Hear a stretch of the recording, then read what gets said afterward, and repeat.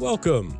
Welcome to the Ministry Forum podcast, coming to you from the Center for Lifelong Learning at Knox College, where we connect, encourage, and resource ministry leaders all across Canada as they seek to thrive in their passion to share the gospel.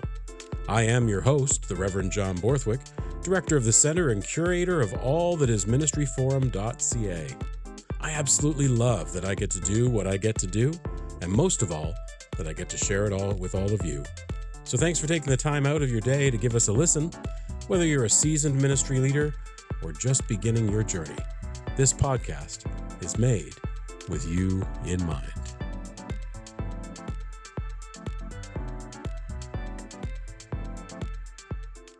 Today on the Ministry Forum podcast, we're talking about leadership, but a unique kind of leadership. This one maybe could be described as DIY, do it yourself, but I'll leave that to my guest to describe a little more appropriately. And I have the perfect guest to do so, the Reverend Dr. Peter Coutts. Hello. He has embodied leadership in every aspect of his life and ministry. He even wrote a book on the topic. I'm looking forward to sharing his wisdom and experience with you all today. We're delighted to share more of Peter through our Church X platform, and Church X is where Ministry Forum offers e-learning opportunities. It's an ecumenical learning management system where you'll find lots of different courses to explore. At present, there are just about 400 courses and over 8,000 registered users.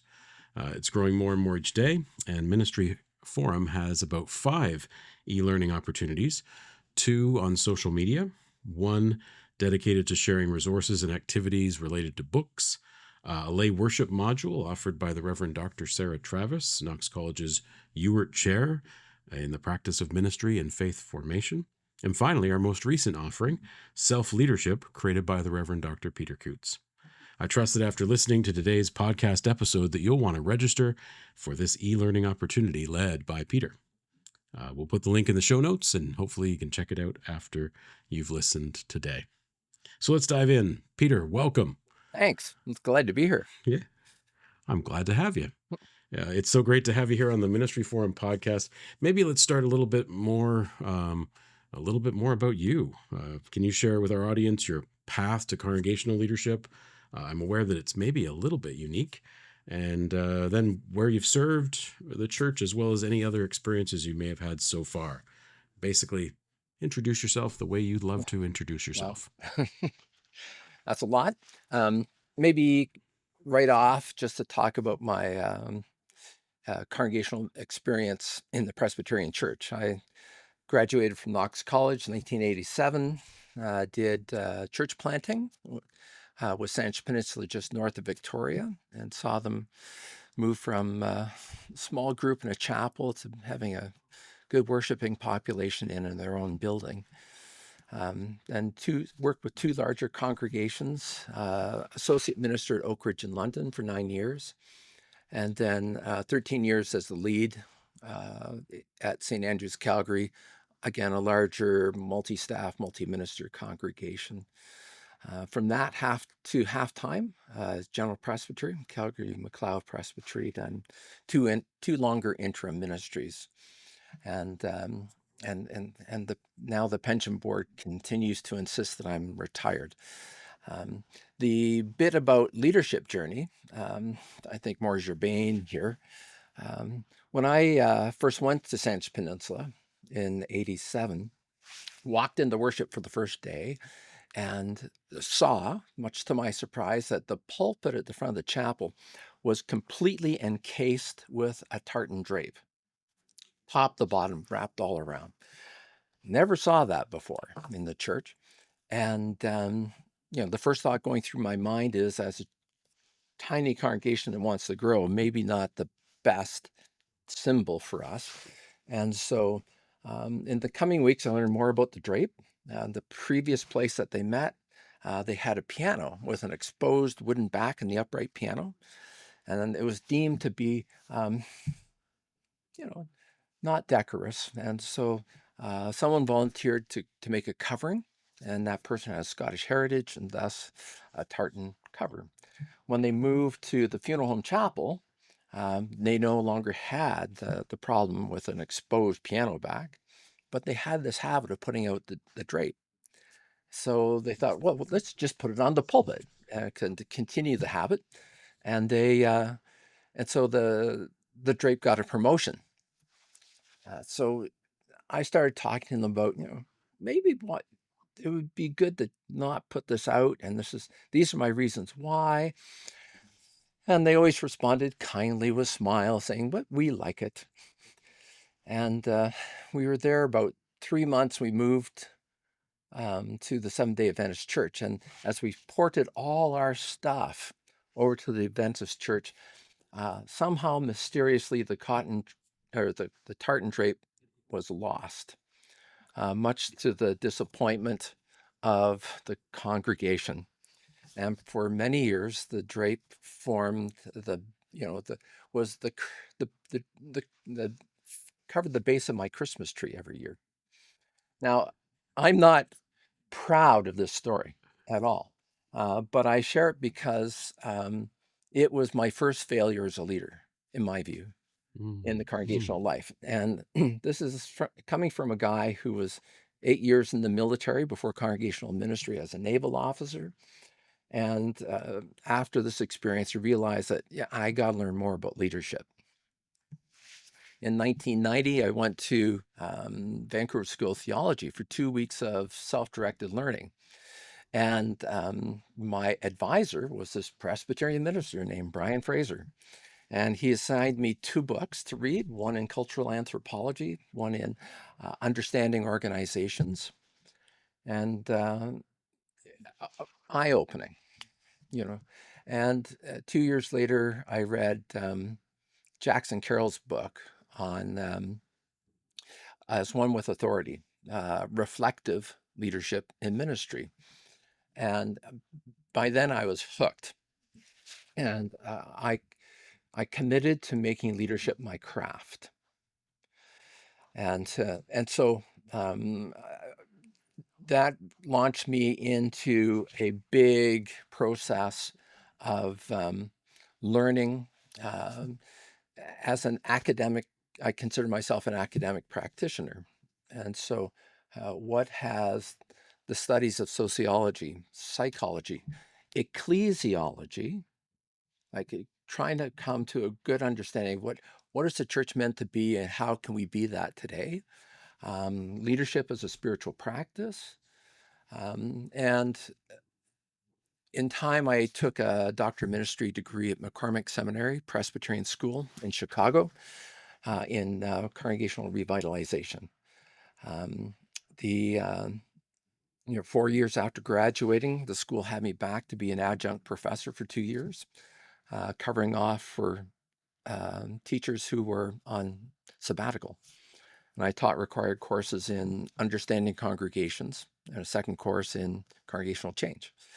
Um, Coming out of my doctoral thesis, I had a strong interest in how motivation psychology is important in understanding how to be a leader. Uh, why do people make the choices they do? How do you help influence, like a group of individuals that we can call a church, to in parallel make a bunch of individual decisions so that they decide to work collaboratively together in pursuing a common goal. And I worked on that, post graduation for about a decade.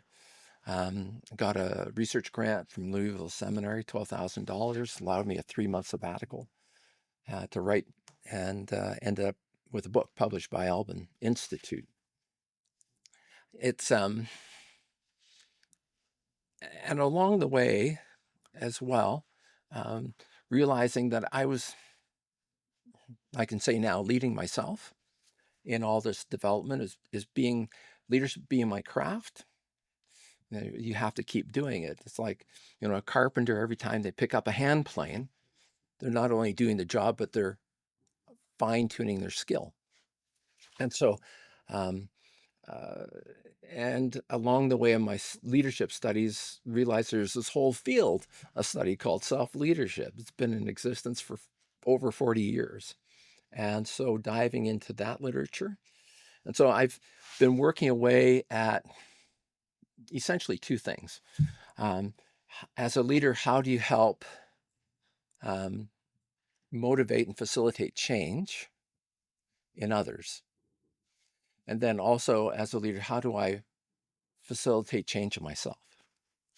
And so that's where I've landed, and I've come to believe very strongly that having these two aspects in your portfolio as a leader is crucial for the church today. Hmm. Wow. What a wealth of experience you've had. Way to lead yourself. That's awesome. That's so amazing. And uh, Brian Fraser will be delighted to have the shout out. Yeah, He's a friend of Ministry Forum. sure. He's so appreciative of that. You speak about your ministry failure, your leadership failure.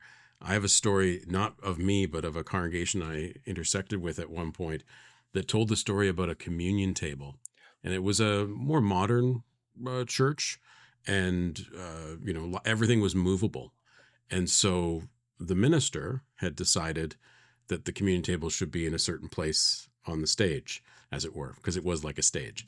Um, and then so the minister would move it, and then somehow, like through the week, would move it, and Right. then somehow it got moved back to a different spot every single Sunday morning. And this went on for a period of a few weeks until the minister went into the sanctuary one Thursday or Friday or something and discovered that the communion table had been bolted to the floor. Yeah, yeah. Clearly, there was something going on between somebody in the church Yeah. and the minister, and neither one met at that part. This It was just a fascinating story about how Oh, we yeah. passive aggressively and all the things we do in leadership. Yeah. So before we dive into self leadership, let's talk a little bit about um, among clergy in the landscape that is the church today. Yeah. What's your reflection or perception of leadership in our church? What have you learned? Because I know you're a learning practitioner, a Yeah. learning man. Yeah. Yeah. It's What have you observed? so here's kind of my elevator speech on that. Um, Hmm. the uh, the church in North America, uh, especially mainline church, has been totally discombobulated by the collapse of Christendom. And congregations are looking back with a sense of grief and its losses. It's looking ahead with questions and anxieties and uncertainties about its future. And then I think you could say a lot of churches feel like they're trapped in a no man's land now, and they're not quite sure what to do at all. Um, so that's our context, right? So what's clergy leadership landscape look within, like, what's it look like within that context? Leadership's hard. It's really hard. Pastors have simply not been equipped to deal with the kind of challenges that we have today. Um, some ministers reject the very notion that they should be leaders, um, and on principle. So, for example, in the Presbyterian Church, the Book of Forms basically says the session's the leaders, and you as the minister moderates a session, which some ministers take as by implication that they don't lead. I disagree with that. Uh, some people, um, some ministers have been burned out trying to be leaders and not seeing the fruit from their efforts. And other leaders have been burned by leadership. They've tried something, and you know, people bit back, and you know, once burned, twice cautious, right? Um, some have a lack of courage to kind of step up to do something. Some have lower capability beliefs that I'm not gifted for this. Um, and then we all suffer from what Stephen Covey calls the tyranny of the urgent, which has us focus more and more just on what's happening now, today, rather than thinking about tomorrow. Another trap that is so prevalent in our congregations is congregations are asking the wrong strategic question. This, in the light of the impact of the secularizing of our society, the question they are asking is, how do we cope? And with their focus on coping, what they're talking about is maintaining as best they can. try to maintain what they have been. But our experience has shown over 65 years, our experience has shown that having a priority on maintaining will not maintain your church. So leadership landscape today, to be frank, a broad generalization, um, clergy have to step up their game as leaders. Hmm. Yeah. I'm fascinated by the comment um, of clergy not believing themselves to be leaders. I get the notion of not wanting to be a leader, but even just the notion from your observation that clergy don't even see themselves as leaders within a ministry context, Yeah. within a If congregational context. having an It's interesting fascinating. conversation with Jeffrey Crawford, who's the general Hmm. presbyter in Waterloo Wellington Presbytery, and he's a trained certified executive coach, and he's had quite a ministry working with ministers in a program in the United States, cler- coaching clergy, and he's Hmm. the guy that's told me that to him it's really surprising the number of clergy who reject the notion that they should be leaders. Yeah.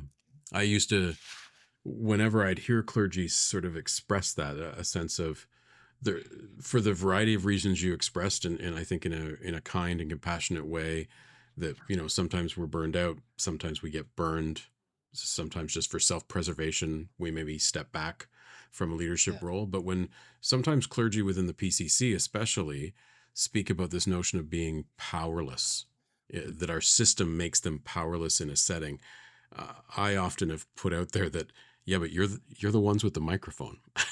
yeah, Every Sunday morning, you get the microphone. Or, people are kind of, well, you're the moderator of a conversation in a room.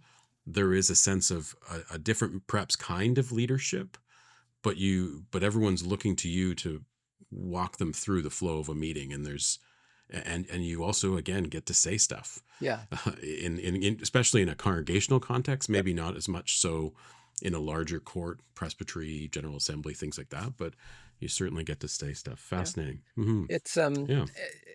it's so I'm in the business of encouraging and equipping clergy to be leaders, and Hmm. I know from my experience that this is a hard sell. It is a hard sell to to encourage in a way that clergy say, yeah, I really do need to do this. Like the clergy today are working hard to help their congregations maintain themselves. They serve presbyteries, our Presbyterian church, they serve presbyteries that are dealing with a steady parade of challenges, which keeps takes so much time and effort out of ministers. Um, and the ministers in the presbytery, more often than not, they're the interim moderator of another congregation, which is on life support, and they're the life support. And so it's they already feel weighed down by a bunch of burdens, right? And so Hmm. asking pastors to engage in self-development as a leader, and even to make leadership their craft, that too easily begins to feel like just another burden. Even though self-development as a leader can make one's ministry more fruitful, it can certainly make it more meaningful, and it can actually better equip you to deal with the challenges that face you all the time. And to me, this is a great irony because essentially the thinking for some ministers is I already have too many challenges to take time to learn how I can engage those challenges better. Right, right. Yeah, that's a really good point. So maybe that brings us to what self-leadership is. Sure. What is this notion of self-leadership? What led you to think that this was the way to go? Yeah. Yeah. So it's what is self leadership? It's an intentional practice of understanding yourself, your strengths, and your weaknesses, and then intentionally planning and working at your areas of growth. And you can use this self-leadership in you can use the self-leadership kind of framework in every single intervention you do in leadership day by day in your church, because there's always opportunities to express leadership. But you can also use it as a means to grow your capacity, which is what the online course is about. And I'll be talking through this idea of self-leadership more in terms of as a means of self-development. And so, the basic premise of self-leadership is that if you want to lead others, you first have to lead yourself. Okay. And we do self-leadership all the time, all the time. And viewers of this podcast have done self-leadership um, before they've taken a new initiative to session for them to consider. When the presbytery has asked you to do something, you said no. That's self-leadership, and you've even expressed it by in it by signing on to this podcast, right? We do self-leadership all the time, but the dilemma is we think those things are all decisions. They're just decisions to watch this podcast. But below those decisions are some things that happen. You observe something, you do some sense making around what you observe, you reflect on that and what should happen, at least the decision making and action. And sometimes that that happens consciously, or parts of it happens consciously, but a lot of the time that's subconscious. And so self-leadership is about raising the stuff that we do all the time up to make it a more intentional, conscious process.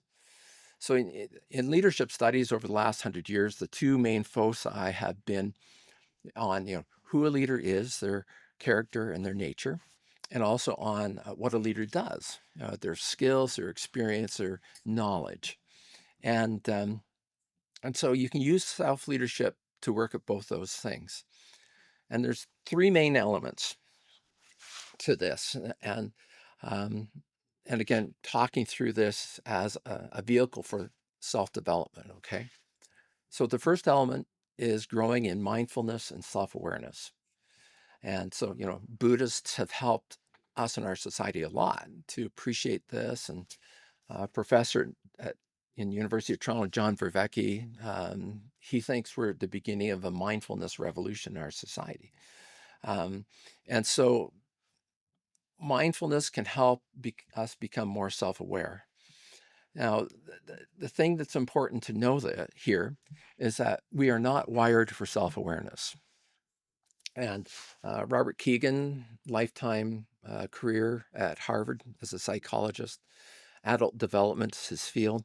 He has shown conclusively that the large majority of us are not self-aware. We may be self-aware about X and Y.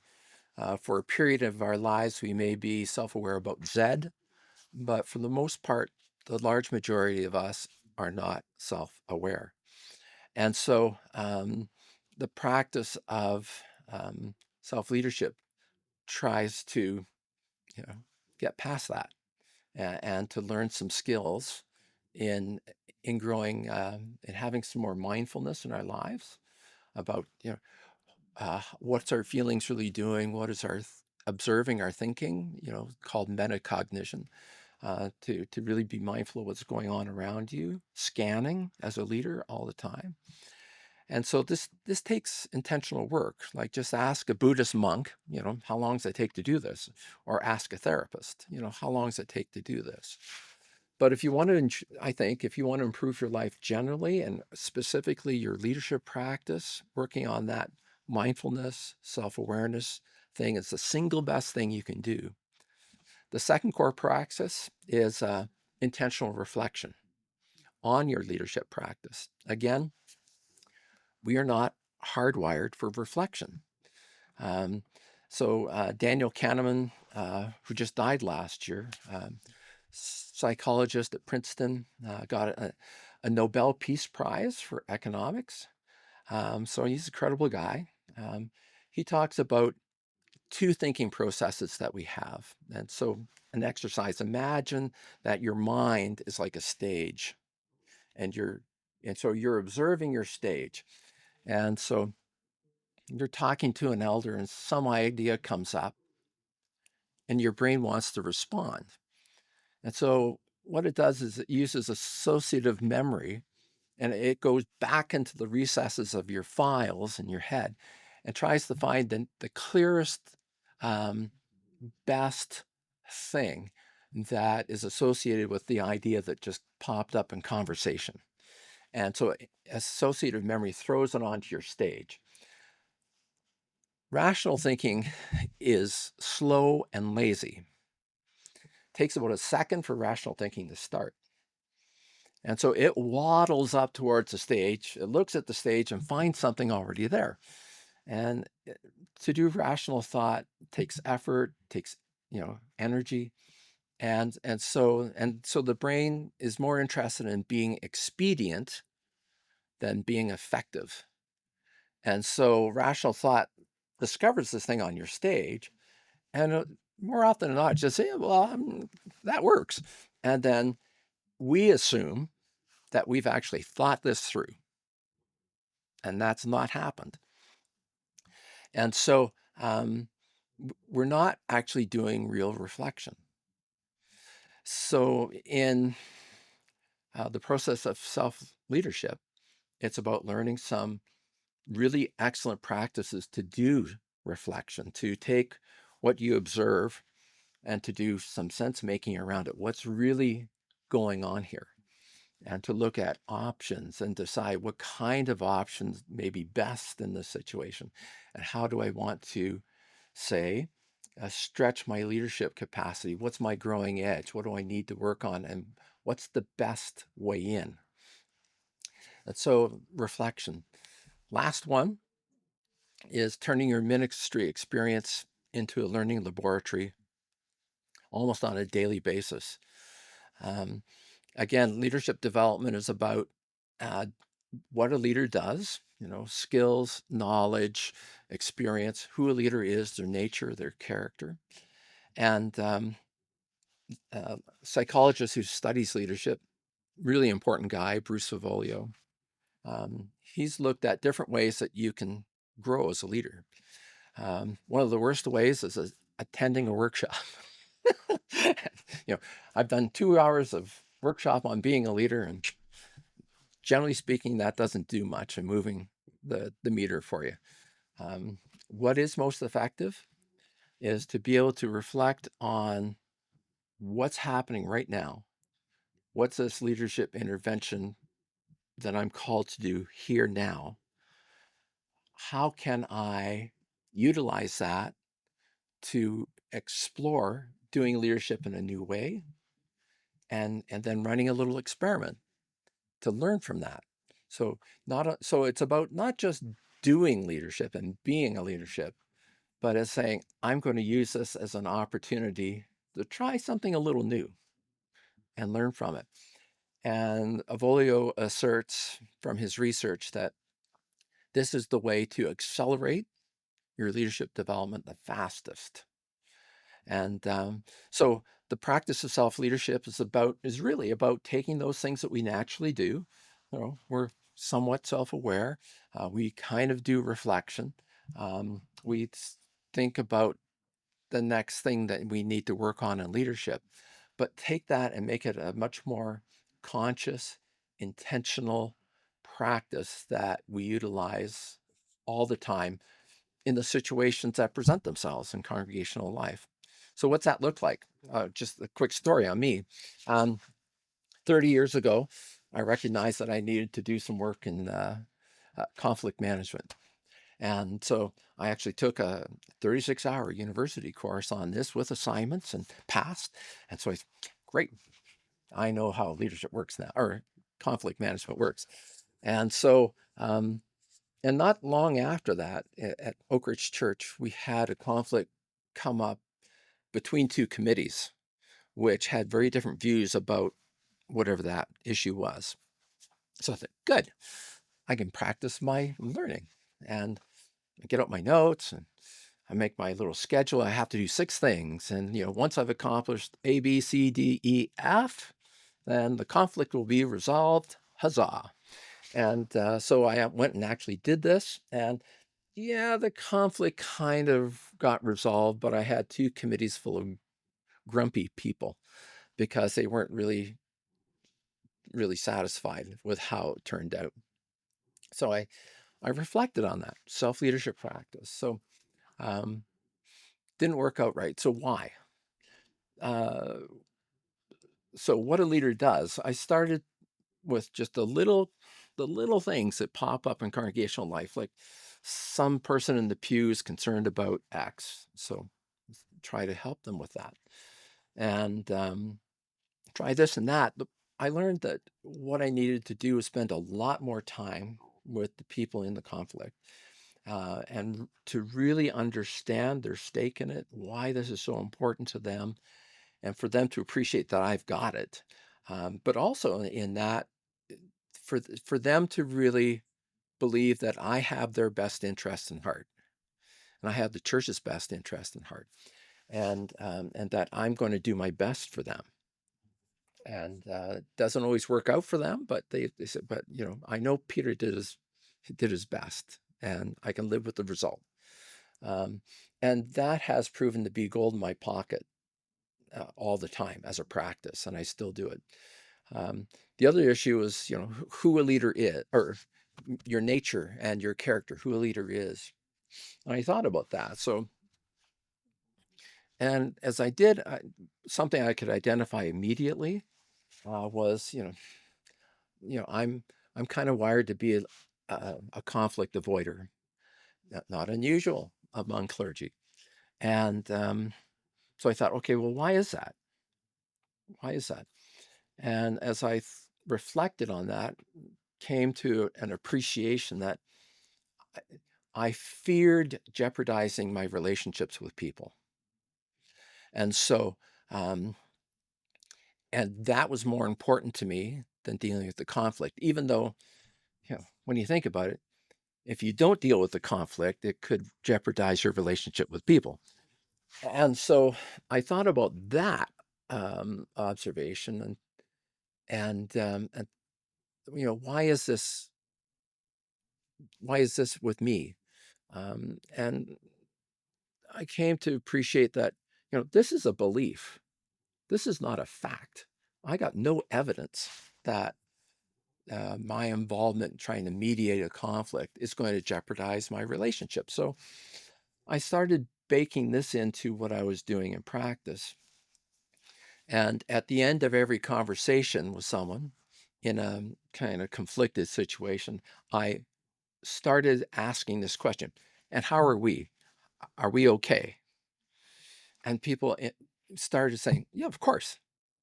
And so I learned that that belief that I had in my head was not true. And that liberated me in a huge way to feel much more comfortable and courageous in wandering into conflicted situations where I'm mediating between parties or I'm actually part of one party.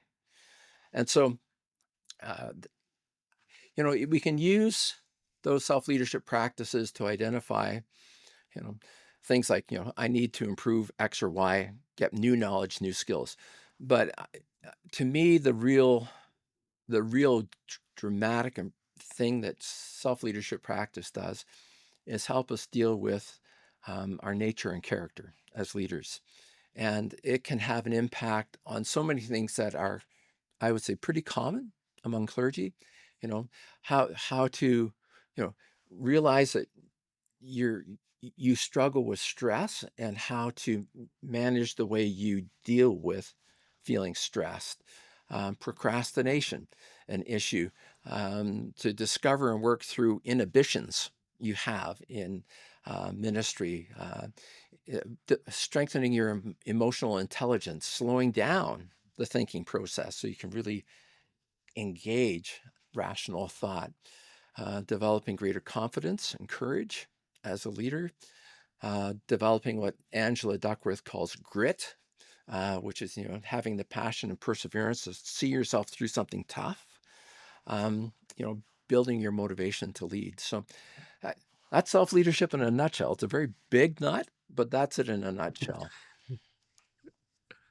I love that, Peter. Yeah. The thing that fascinates me about the description of self-leadership is the two pieces of self-reflection or self-awareness and then reflection, and the ways in which, for a lot of us, and you referenced Covey's tyranny of the urgent, you wonder sometimes where in ministry, because of all the things that are happening and all the things that we're carrying, sometimes we don't feel like, I think, we have enough space, Yeah, or we don't give ourselves enough space or yeah, carve out enough space yeah, for that what might help to nurture within just the self a time for mindfulness and self-awareness practices, but also a time for reflection. yeah, We're always going to the next thing, to the next thing, and then when we're when we're finished, whatever when we're done, we're not spending that time.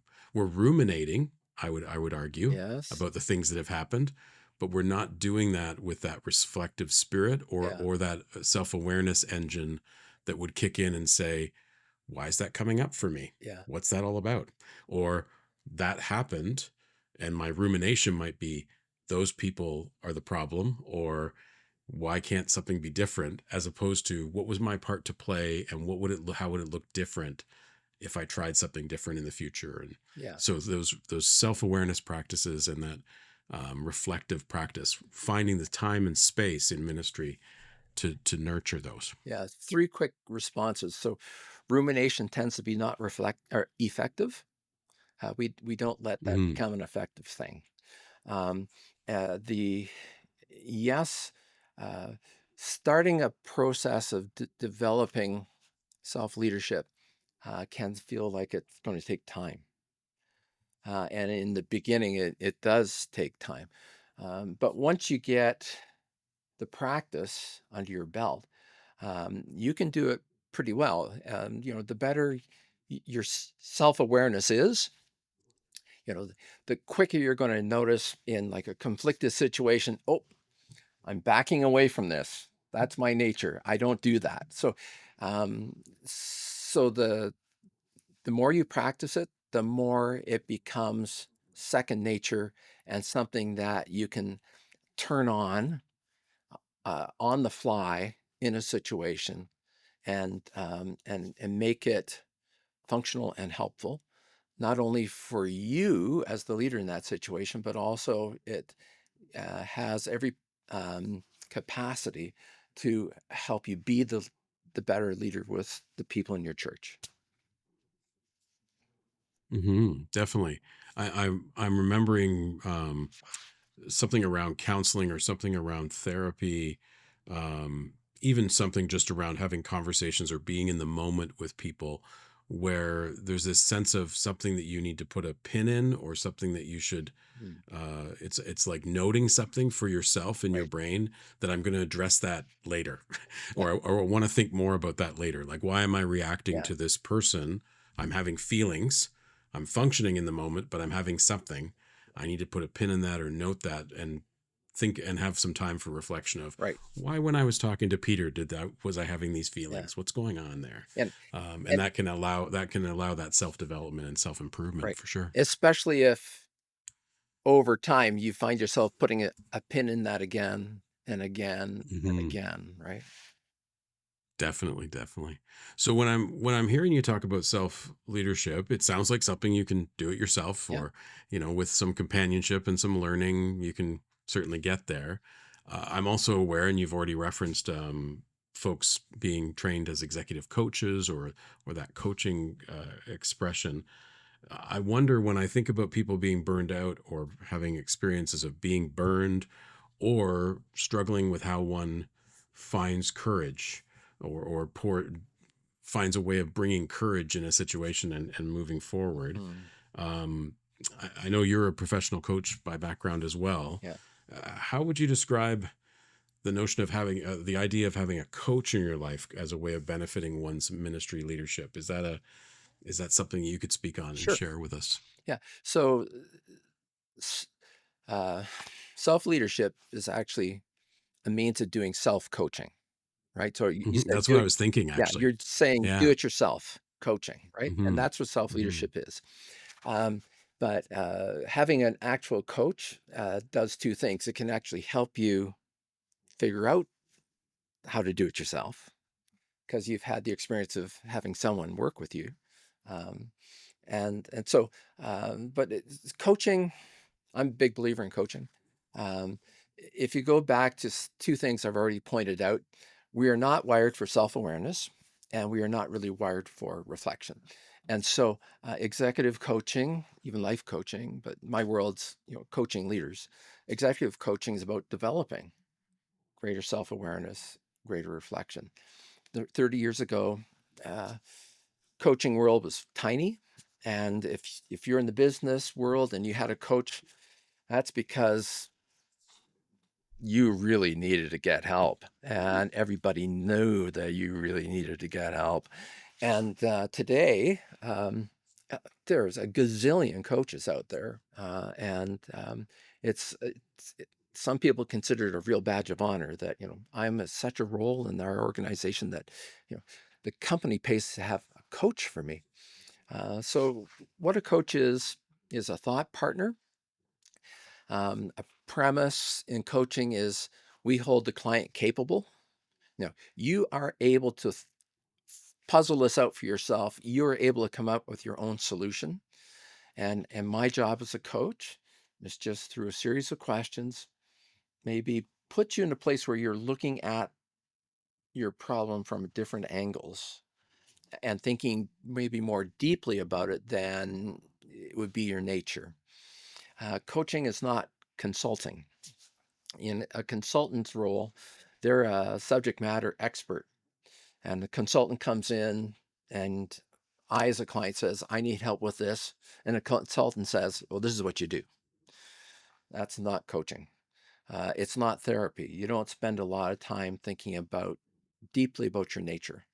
Um, Coaching is solution focused. It's meant to happen pretty quickly, and it's just to activate how you function and maybe stretch that so that you can come more quickly to figure out what you should be doing. Um, Typical conversation, real quick, starts with identifying what you want to talk about during the coaching session. Sometimes that can happen in like 2 minutes. Sometimes it can take a whole coaching session for the client to figure out what's really at issue here for me. And then you explore that issue and looking at it from different angles and help the person begin to realize what's really going on here and to begin to formulate their best response. And um, and the coach typically helps the person name accountabilities for themselves. What I'm going to do when, affirm them what they're doing, and look forward to the next session where you get caught up with that and move to the next step. Uh, Two real fast stories of my experience in coaching. Um, the first one is about what a leader does. And I had a client. He was a career filmmaker, and he made documentary movies. And he just got into a new role in a new company. He was a large nonprofit organization. He got hired on, and he was in charge of fundraising. And the first task he had was to um, create a fundraising gala. And so the presenting issue, we got together for lunch and at a restaurant, and the presenting issue was, I have no idea how to make a fundraising gala. And so his problems like a chunk of coal. I'm from Alberta. It's like a chunk of coal, and it's kind of the shapeless, opaque, you know, black thing. And he's just looking at it, and he's stuck, right? And so we start the coaching conversation, and at one point I asked him, "Well, what would you do if you were to make a documentary about a guy who is creating a gala as a fundraiser?" And he sat there for 15 or 20 seconds, didn't say a thing. And his face just got so neutral. He's staring off into the distance. And then all of a sudden, he leapt up out of his chair. The chair flew back, fell on the floor, and he shouted out, "I know how to do this." Conversation restaurant stopped, and he ran out of the restaurant. Now, why did that Wow. happen? It never occurred to him in his self-awareness. It never occurred to him that he had a truckload of experience organizing things. Like if you're making a documentary, you've got to have cameramen and sound people, you have to have schedules, you have to have locations, you have to have that or blah blah blah. And and it just never occurred to him that he actually had a truckload of skills to do the job. So, second one, who a leader is, your nature and character. I was hired by an organization to be a coach to a higher up person in the organization. 8 sessions and help this person with procrastination. So um, the, uh, the people in the organization identified pretty easily that this guy was a procrastinator, and it was making him so ineffective in what he did, and he had to break that habit. And so I start working with him. Discovered pretty quick that this guy believed that he was not a procrastinator. He understood that the organization thought he was. He thought they were wrong, and but he was going through this 8 weeks because he was told he had to do it. And every session we would explore, you know, how he was a procrastinator, and I assigned him little tasks that experiment in small ways in your life and learn from it. And it- every time we came to a new session, he's always said, "Well, I never got around to the experiment. This came up, and I had to do this, and blah blah blah." And so he never actually did any of the exercises.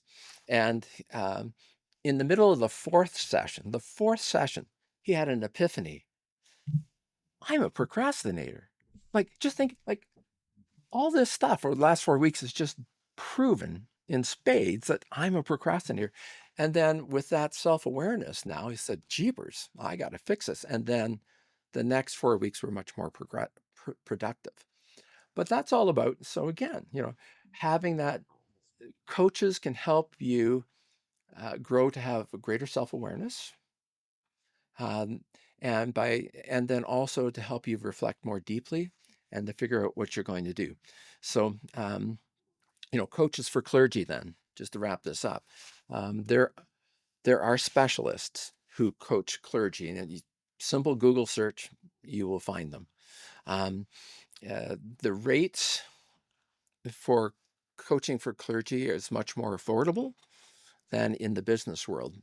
Currently in Calgary, if you're in the business world, a coach is going to cost you 300 up to $700 an hour for a coach. Um, what I personally do charge is more in the realm of what is the going rate among coaches for clergy. That's 150 an hour, but it represents 3 hours work. I have to do some prep work for the conversation. The conversation often goes longer than an hour, and then I type up notes from my conversation and send them to the client. So help reinforce their learning and help them be accountable to what they say they're going to do before the next session. So um, you can use your study leave money for coaching because it is personal development. And I Hmm. think any congregation learning it, you're going to work on this aspect of your life, will see that as a value. And I know one church that actually built into the annual budget a line item for coaching for their minister. So you got some options to be able to pay for it too. So, that's what coaching's about. I'm a big believer.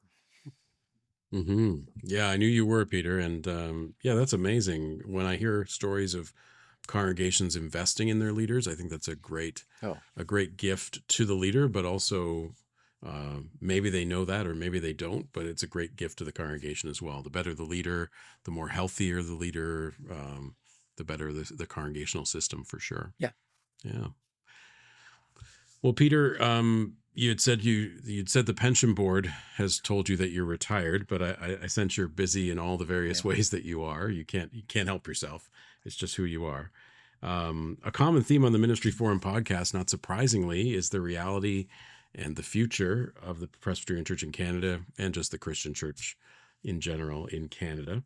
The groundhogs were prognosticating recently. yes, Any observations from your experience or where you sit on the reality that you see ministry leaders and congregations facing today? yeah, Anything specific you'd yeah. want to delve We've into? we've kind of covered that a bit, but Yeah. there's one thing though. If I had to lift up one thing, um, Hmm. there's a guy, an Episcopal Anglican priest, Lauren Mead, who 50 years Mm. ago started the Alban Institute, which became a consulting firm to churches and ministers um, across North America.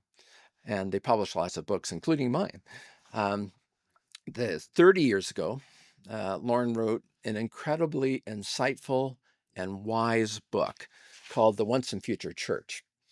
Hmm. And in it, he prognosticated that the church is now in the midst of the greatest time of change that the Christian church has ever known in its history. He said, "This time of change will likely make the Reformation look like a ripple on a pond." His words. He says, we don't know what the future church is going to look like. It is going to take generations for that to evolve.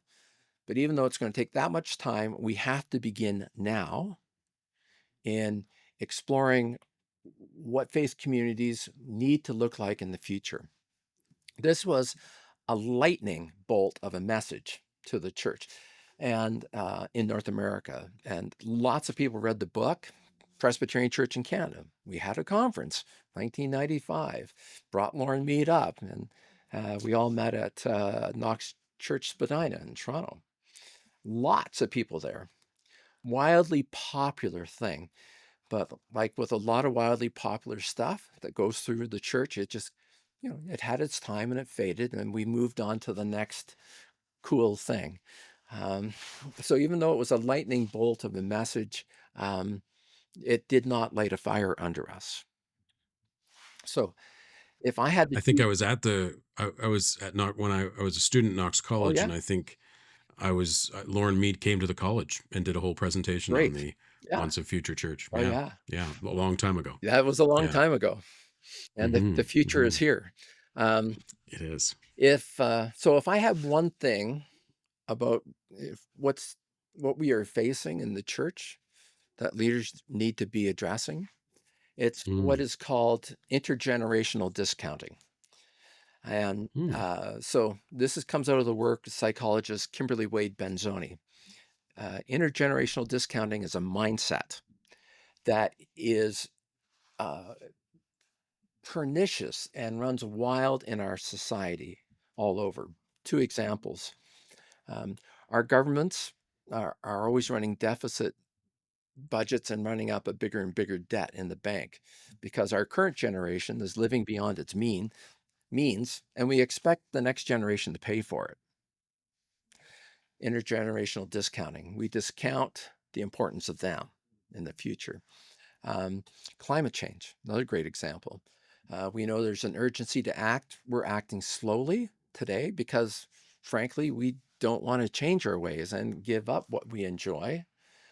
And push comes to shove, we know that the more we drag our feet now, the harder it's going to be for those who follow us. Intergenerational discounting. And so, Mm. um, to me, part of the problem in the church is that we don't understand the stewardship of the future. And so a touchstone passage for me is the parable of the talents. I call it the parable of the stewards. And two things about that. One, the master entrusts all, capital letters underline, all his wealth to the stewards. And in our case, what does that include? Well, uh, our appreciation of the benevolent grace of God. Um, the gospel is entrusted to us. The life of our congregations is entrusted to us. The mission of God that we're called to be participants in is entrusted to us. The work of the Holy Spirit is entrusted to us. And then we're supposed to do something with it. And in the parable, two of the stewards do. And but in the parable, the stewards take this from the master and then they give it back directly to the master themselves. Where in reality, that's not how it works. In reality, we pass the treasures on intergenerationally, and we have been for 2,000 years. And so um, we need to think about that. We need to think about how do we take these treasures of the masters, and work on them, utilize them, even to increase the wealth, if you will, pass it on to the next generation well. Um, uh, Kimberly Wade Benzoni, one article has the title of uh, about applying the golden rule over time. And so the idea, do unto others as you would have them do to you. And her point is, as when it comes to the others, we need to think about those who follow us. And because churches are so caught in the strategic question, how do we cope? They're thinking, how do we get through this year? You know, how do how do we shrink the budget and still do what we want to do within that budget? How do we do what we want to do when an 80-something-year-old volunteer can't do it anymore?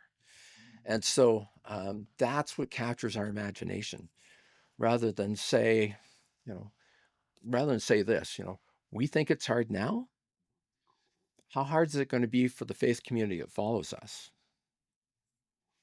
And what can we do now to set them up as best we can so they can have their best shot at being a faith community in the future?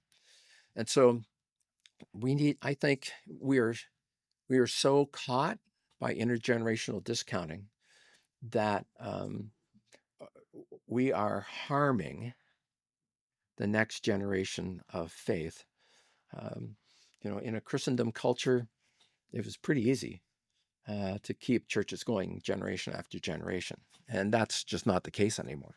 And so, who follows us has to be a thing. To me, it is simply a justice concern that we need to, because the people of the future do not have a voice. They do not sit on the pew next to us, and we do not know their concerns, and so we don't think about them.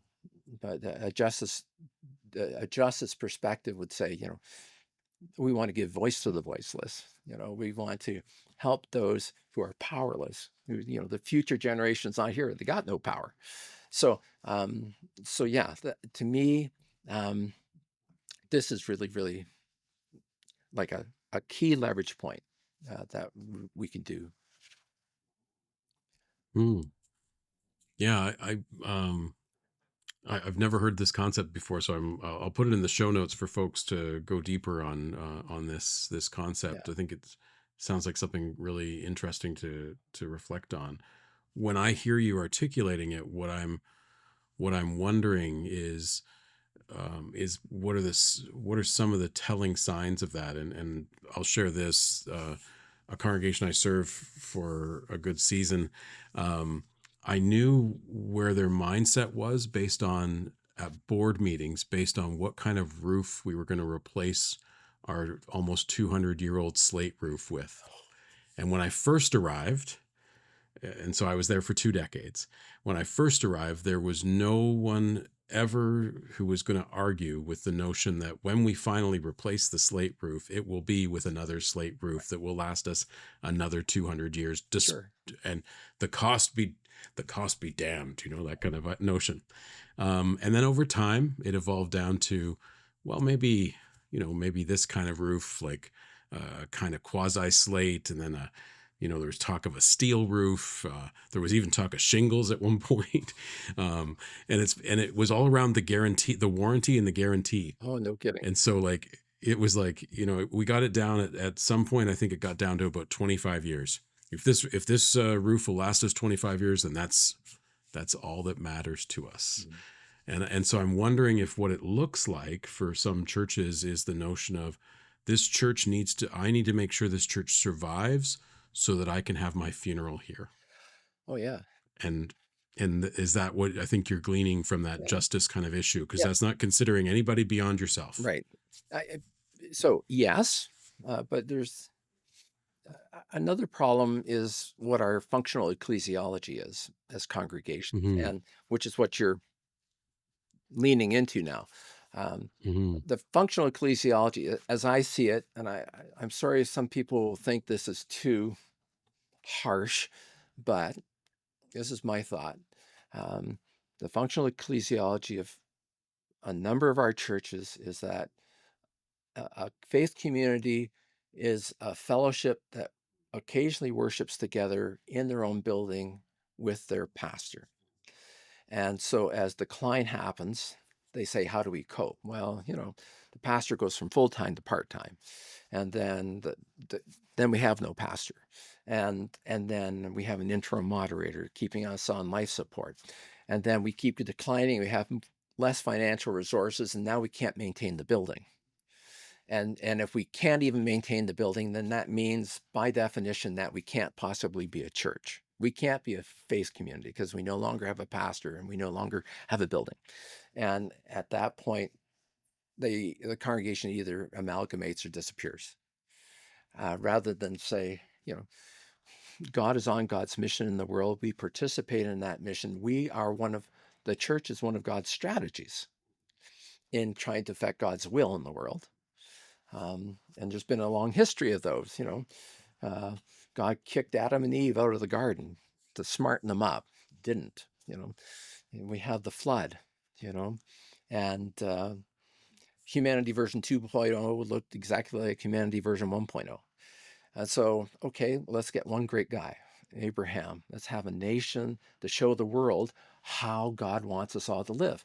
And that had a rocky history. And God had to every so often send a prophet to say, come on, sharpen up. This is your job. And eventually God got to the point where it says, man, I'm going to have to send my son to help them do this. And then I'm going to send this Holy Spirit to energize doing this. And so these are strategies. We are a strategy. And in our ecclesiology, we don't think of ourselves as that. And if we think of ourselves as a strategy, then what happens is we go, right, we're not being very effective as a strategy. How do we improve what we do as a strategy so we can truly help God attain what God's goals are for the world? And so that's really, really different idea of church compared to, church is a fellowship that occasionally worships in a building with a pastor. Mm-hmm. And so, Yeah, I think there's almost some elements of self-leadership that the church as it is today needs to go through to begin to have that sign of self-awareness of who are we, what are we here for, what's our purpose, and that sort of reflection piece. This isn't working. We don't have this. We don't have that. Well, what's the next thing? What's the new iterations, and what does that look like? For sure.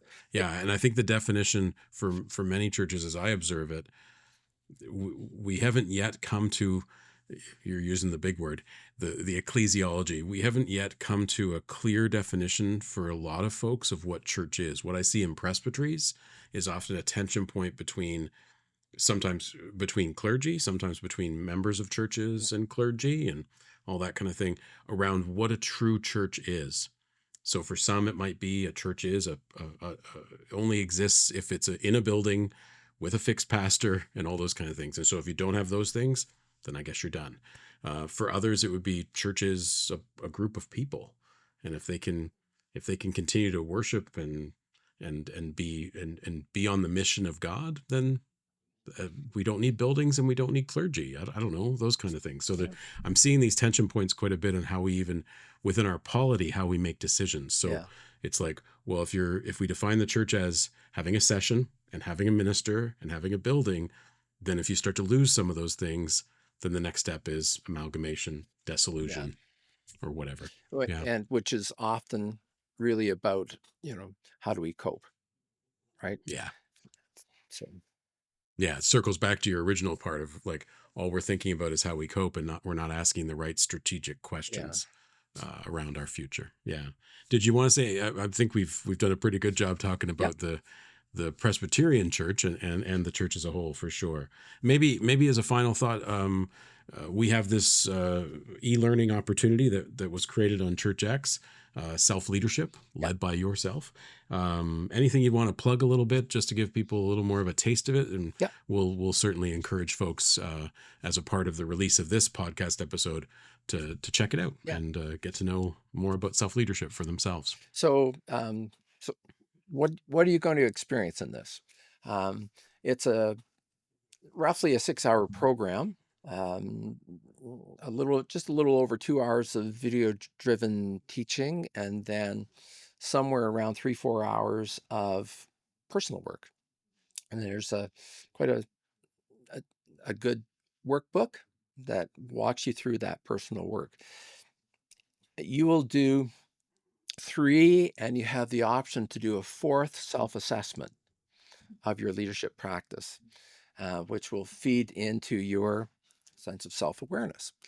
And the first video covers 2 things. It's, why is leadership development so important for today, for clergy dealing with today's realities in congregational life? And then the second part of that video is introducing the idea of self-leadership and what it's about. Second video walks you through a model for doing self-leadership. And even though the model at first glance can look a little complicated and may feel a little intimidating, it's really about those 3 things, helping you grow in your self-awareness, helping you to reflect, and then how to plan for and run these little experiments in your life for quick learning as a leader. And then after that video, you do a deep dive into the workbook, and it walks you through the model again, and that encourages you to take some aspect of your ministry life and use the model to unpack it. And so, one of the first people who took the course, um, at the beginning, she posted that her issue, self-identified issue, was, our congregation just has so much trouble talking about having hard conversations and talking about the future. They don't want to do that. And by the time she worked through the process, the thing she wanted to work on is, I need to become more courageous in starting these conversations. And so uh, you see, there's been a shift in her thinking and realizing that she's contributing to what she identifies as the big problem. So, her self-assessed task is to, use little moments to encourage those kind of conversations about the future. Um, it helps you do this kind of thing. And again, the leadership psychologist Bruce Avolio says um, running those little experiments intentionally is the fastest way, DIY, to learn how to do leadership. Hmm. Yeah, it sounds fascinating and interesting. I hope folks will definitely check it out and learn from a person like yourself, Peter, who has devoted yourself to the practice of leadership in all the different spaces you've occupied for sure. Is there anything I haven't asked today that you were hoping I would ask? Yeah. Well, it's just one kind of wrap up summary. You Yeah, know, go for it. it's it is my view generally that we do not appreciate as clergy how crucially central leadership is in all aspects of our ministry.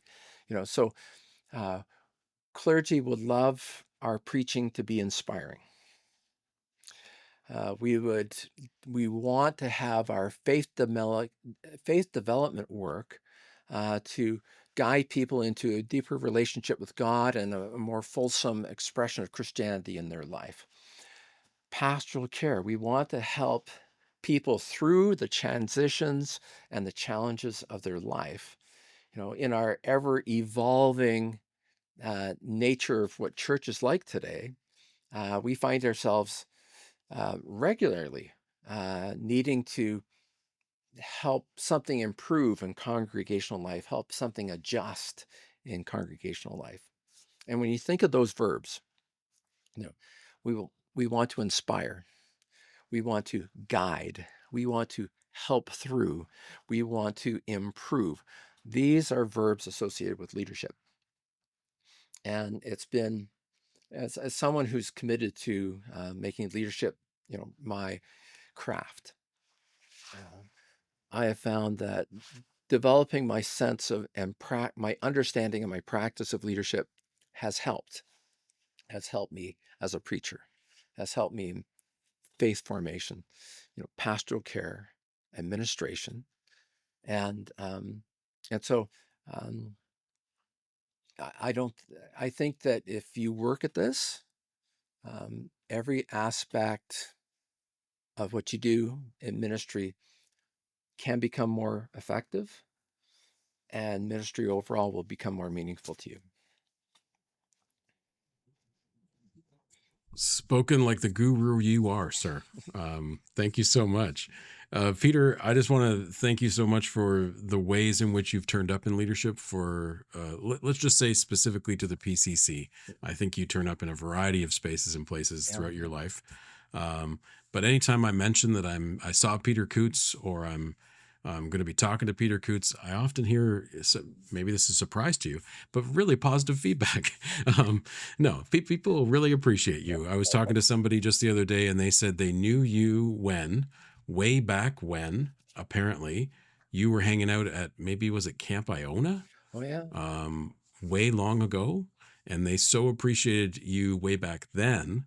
And they've continued to watch the ways in which you've turned up and supported the PCC in a wider sense. Certainly, you've had an impact in the churches that you've served, and definitely within the presbytery of Calgary McLeod, but even within the denomination as a whole. So I'm so grateful for you, and I really appreciate sharing you with the Ministry Forum audience. Thank you so much for everything you do. No problem. Appreciate you.